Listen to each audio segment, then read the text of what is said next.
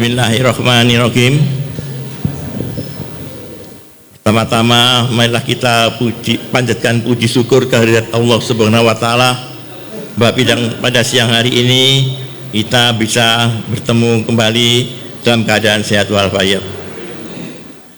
Selain itu kami ucapkan selamat datang dan terima kasih atas kehadirannya kepada Bapak Profesor Dr. Ikrar Nusa Bakti, Bapak Mas Rudi Kamri, Mas Freddy, Bu Suraya, dan ketua-ketua organ lainnya, serta hadirin sekalian yang tidak bisa saya sebutkan satu persatu. Assalamualaikum warahmatullahi wabarakatuh. Mungkin sebelum saya melanjutkan ya sambutan kami, saya ingin memperkenalkan bahwa komunitas Sebelah Sumur Gaspol ini adalah komunitas dari alumni UGM yang kebetulan saat ini di Jakarta, tapi kita punya beberapa cabang sampai di seluruh Indonesia. Ketika kita kampanye tahun-tahun yang lalu, mereka bergerak bersama semuanya. Nah, Sebelah Sumur Gaspol ini adalah terdiri dari alumni UGM yang punya kesamaan pandangan dan ideologi untuk berjuang bersama-sama. Dan inilah yang menjadi modal kita sejak kita jadi mahasiswa sampai dengan kita sudah selesai, kita masih terus bersahabat dan kita membentuk organisasi ini. Sejak tahun 2014 kita telah berjuang.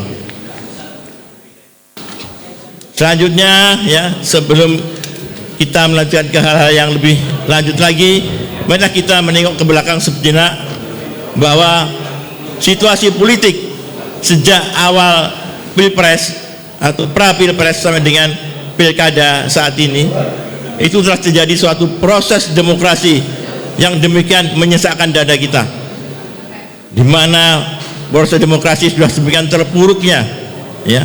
Ini ditandai dengan berubah-ubahnya peraturan perundang-undangan yang berlaku dengan cara yang semena-mena untuk kepentingan pribadi, golongan maupun bahkan keluarga. Dan ini ya terjadi semuanya pada saat pilpres kemarin. Inilah yang perlu wajib kita sikapi. Kita sebagai kelompok intelektual, mari kita menyikapi hal ini, karena masalah ini menjadi masyarakat jadi resah dan gelisah, serta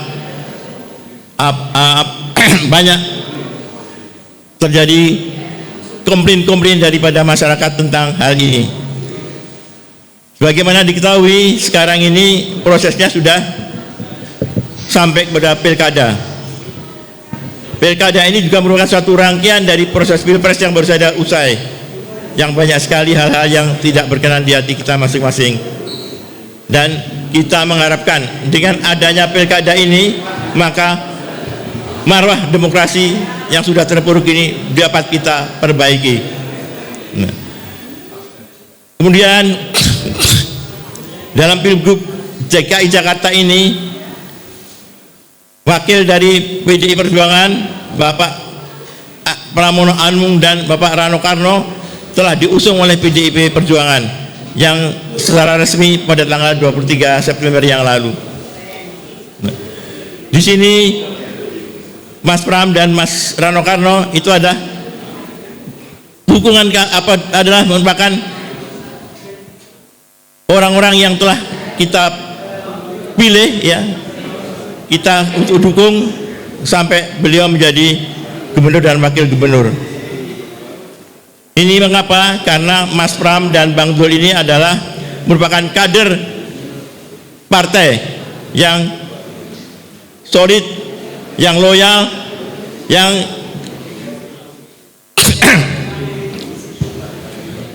yang loyal dan konsisten terhadap ideologi partai maupun ideologi negara. Oleh karena itu, saudara-saudara sekalian, Mas Pram dan Bang Dul ini juga berpengalaman di dalam birokrasi dan juga pemerintahan ya, serta di dalam kancah Perjuangan yang selalu memperhatikan kepentingan rakyat semuanya. Dan Mas Pram ini juga merupakan salah satu bagian dari kita, meskipun dia juga alumni ITB tapi juga alumni UGM.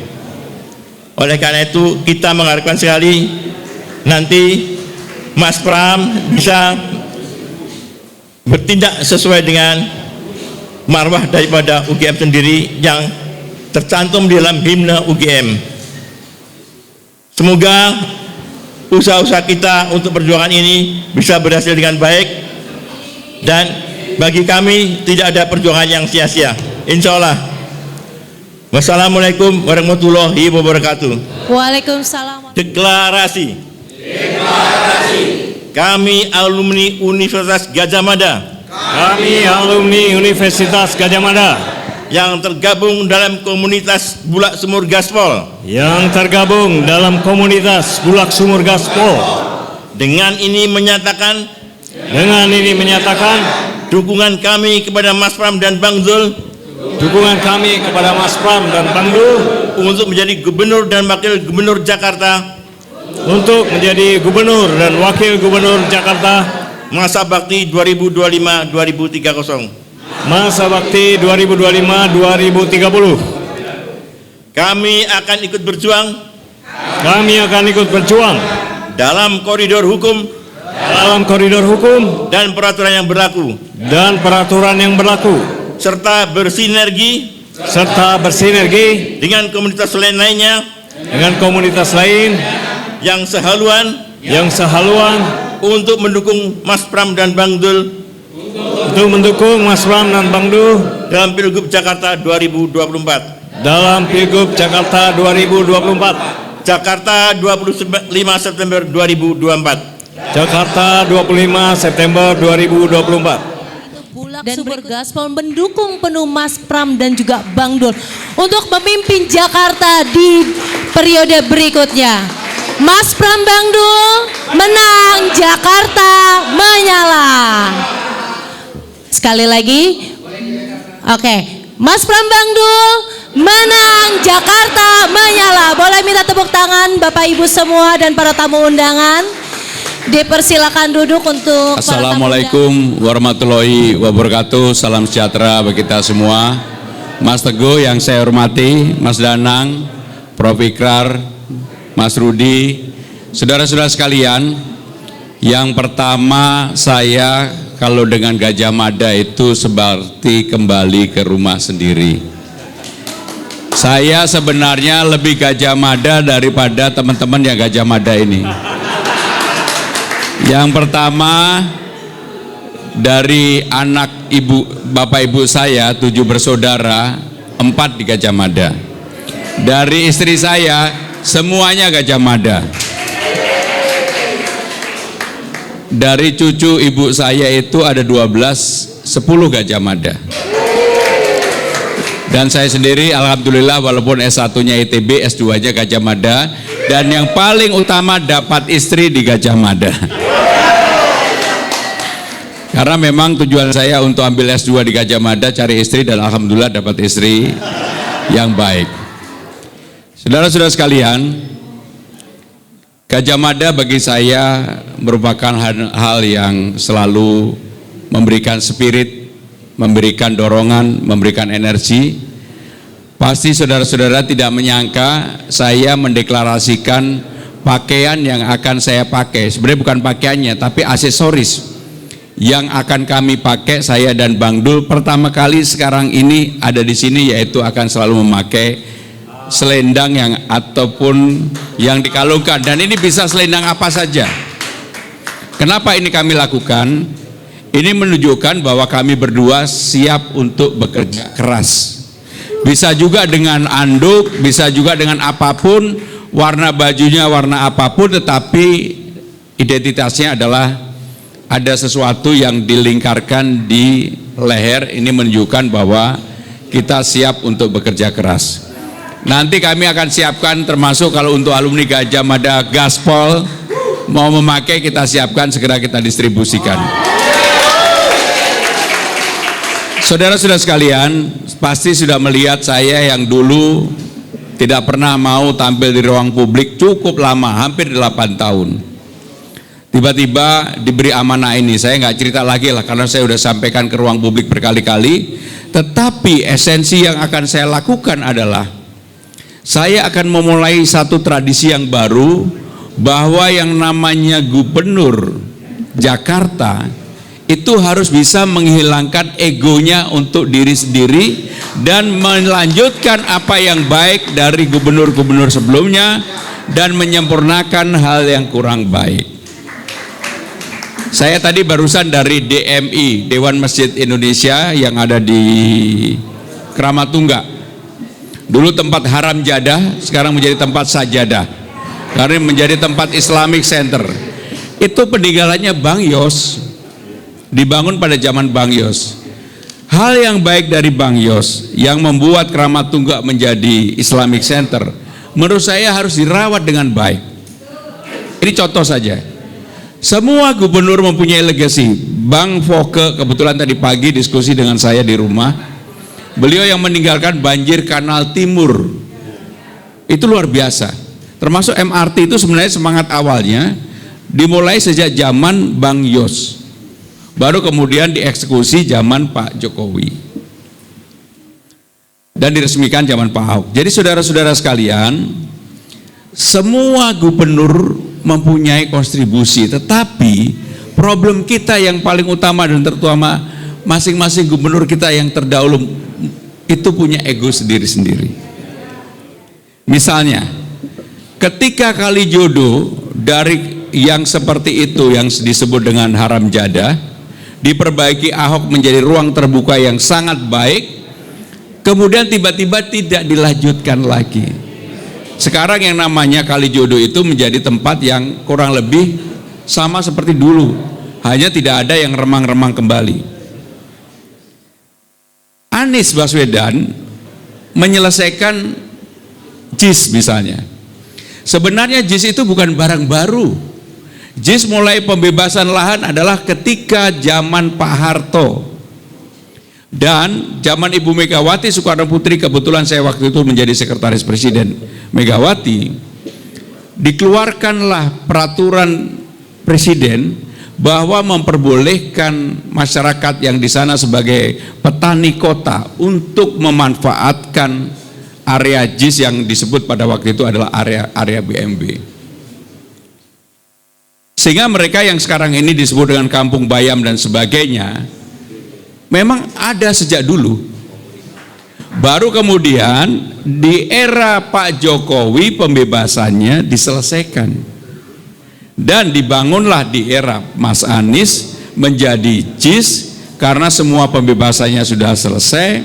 Sekarang JIS sudah jadi. Kalau saya, apa yang harus dilakukan terhadap JIS yang sudah menjadi landmark, menjadi legacy yang ada, maka yang dilakukan adalah memperbaiki infrastruktur yang menuju ke JIS. Bukannya kemudian kalau ditanya bagaimana dengan JIS, akan membuat JIS baru, aduh 20-30 tahun lagi juga belum selesai. Membebaskan lahan di Jakarta tidak gampang.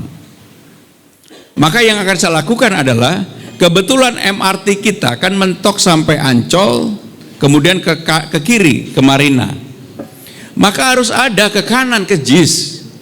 Dan sekarang ini juga sudah mulai dibangun LRT. Tetapi kalau kemudian konektivitasnya berlanjut sampai dengan Ancol, kemudian langsung ke JIS, atau katakanlah lanjut terus sampai kemudian ke Tanjung Priok, maka apa yang dirasakan? JIS menjadi tempat yang sangat mudah untuk dicapai dari manapun. Inilah yang dipikirkan untuk jangka panjang. Tidak lagi seperti kemarin ketika ada Bruno Mars, ada Dewa. Kebetulan waktu Dewa saya nonton. Begitu selesai, kebetulan Ibu Iriana juga nonton. Begitu selesai jalan kaki hampir 2,5 jam. Padahal waktu itu saya jemputnya dengan Pak Presiden juga. Kemarin ketika Bruno Mars masih mengalami hal yang sama. Maka dengan demikian saudara-saudara sekalian, pemimpin Jakarta adalah dibutuhkan saat ini bukan pemimpin yang hanya tebar pesona, tetapi pemimpin yang berani memutuskan apa yang menjadi yang baik bagi Jakarta.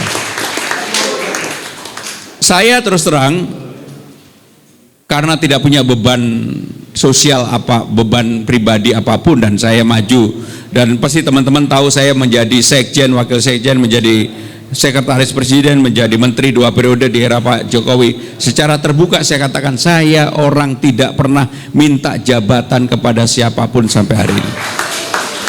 Termasuk menjadi gubernur ini, mau nolak pun nggak bisa. Sampai yang saya menjadi orang terdekat dengan Ibu Mega 27 tahun, saya menolak nggak bisa, sampai saya 2 hari nggak ngomong sama Ibu.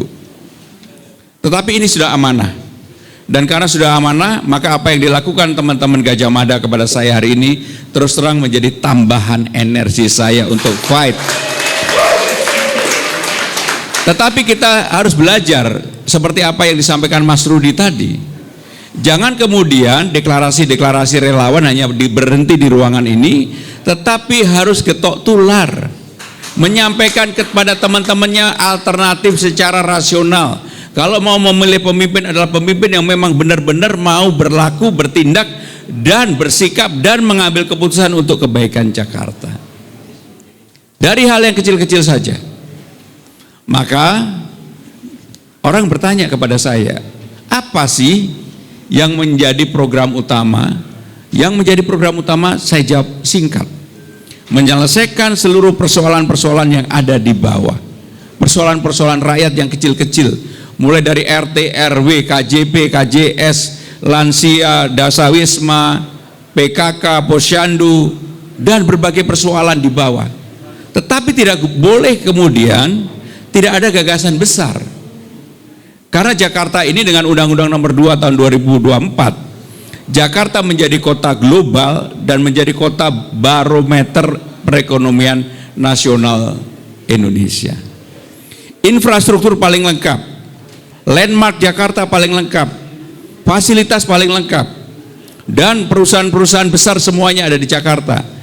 Dan saya yakin, hakul yakin bahwa walaupun dengan undang-undang baru sudah tidak menjadi ibu kota negara, tetapi 10-15 tahun ke depan epicentrum pusat apapun di Indonesia masih di Jakarta. Sampai hari ini saja yang namanya DPR, DPD, MPR, termasuk perumahan untuk seluruh anggota DPR, DPD, dan MPR dibangun aja belum, tempatnya aja masih rencana. Sehingga artinya apa? Artinya ini masih panjang. Termasuk kepres tentang aglomerasi Jakarta, waktu itu terus terang saya termasuk yang menyiapkan. Sebagai penjaga dapurnya Presiden, saya yang menyiapkan. Dimana untuk aglomerasi itu Wapres yang menjadi koordinatornya. Tetapi karena heavy-nya Jakarta ini masih sepenuhnya dipegang oleh pemerintah pusat bersama-sama untuk menyelesaikan persoalan di Jakarta, saya meyakini heavy-nya masih di Jakarta, dan termasuk aglomerasi dan sebagainya pasti nanti karena ini hanya perpres dengan presiden baru mungkin akan dirubah, dikembalikan kepada presiden. Saudara-saudara sekalian, yang terakhir yang ingin saya sampaikan, saya mohon didoakan, saya mohon disupport, dan juga saya mohon dikritisi. Saya karena sebenarnya sudah 25 tahun menjadi pejabat dan ingin berhenti, tetapi ini diamanahkan. Kalau ini memang menjadi amanah saya berjanji kepada saudara-saudara sekalian, saya berani tidak populer dan berani memutuskan hal yang tidak pernah berani diputuskan oleh gubernur-gubernur sekalian. Mungkin yang membedakan saya sama Mas Ahok, sama Pak Ahok, kalau Pak Ahok memutuskan dengan gegap gempita, garang-garang begitu. Kalau saya mungkin memutuskan dengan senyum saja. Karena bagaimanapun bagi saya, ya saya ini lahir besar di Kediri. Orang tua saya sebenarnya asli dua-duanya Jogja. Sehingga kenapa kemudian saya bilang bahwa saya ini lebih Gajah Mada daripada mungkin di ruangan ini, karena hampir 70% termasuk anak saya yang laki-laki adalah lulusan Gajah Mada. Cuma bedanya anak saya yang laki-laki itu lulusnya susah banget. Dan lulus Gajah Mada susah aja jadi bupati gitu ya. Sekarang jadi bupati di Kediri. Sehingga terakhir saudara-saudara sekalian, saya mohon doa, mohon disupport, mohon juga apa yang saya yakini ini adalah battle yang menguntungkan bagi saya, karena di ruang publik sekarang ini sedang ada dalam tanda quote unquote kekecewaan terhadap dominasi orang yang pengen mendominasi kita semua. Kalau tidak ada keputusan MK 60-70 mungkin ini saya juga tidak bisa maju, sehingga dengan demikian kita harus fight sama-sama. Ini kecepatan tidak datang berkali-kali, kesempatan ini kita gunakan betul-betul, dan saya yakin atas support teman-teman Gajah Mada, alumni Gajah Mada Gaspol dan juga elemen lainnya, mudah-mudahan ini menjadi momentum yang baik bagi kita semua. Terima kasih. Wassalamualaikum warahmatullahi wabarakatuh.